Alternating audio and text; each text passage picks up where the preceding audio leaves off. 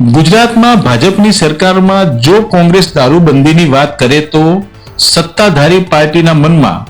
પ્રશ્નાર્થ એ પણ થાય કે વિરોધ પક્ષ દારૂના મુદ્દે રાજકારણ કરી રહ્યું છે, પણ જો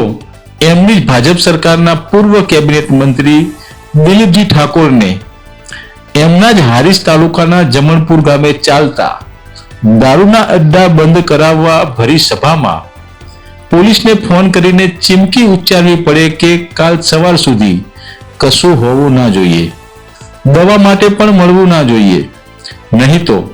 મારે જનતા રેડ કરવી પડશે. ભાજપના પૂર્વ કેબિનેટ મંત્રીના આ વાયરલ વિડીયો ઉપરથી નક્કી તમારે કરવાનું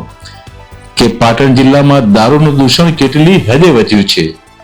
અને બુટલેગરો કેટલા બેફામ બન્યા છે કે હવે ખુદ સત્તાધારી પક્ષના નેતાઓને પણ જાહેરમાં બોલવું પડી રહ્યું છે કે દારૂનું દૂષણ બંધ કરજો,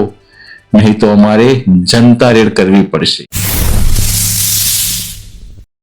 જમણપુરમાં 3 પીઠાઓ ચાલે છે એ બતાવશે તમારે. આજે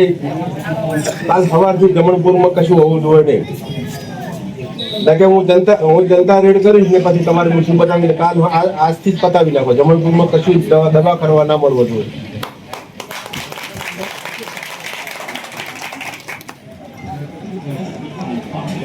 અહીંયા આપણી વચ્ચે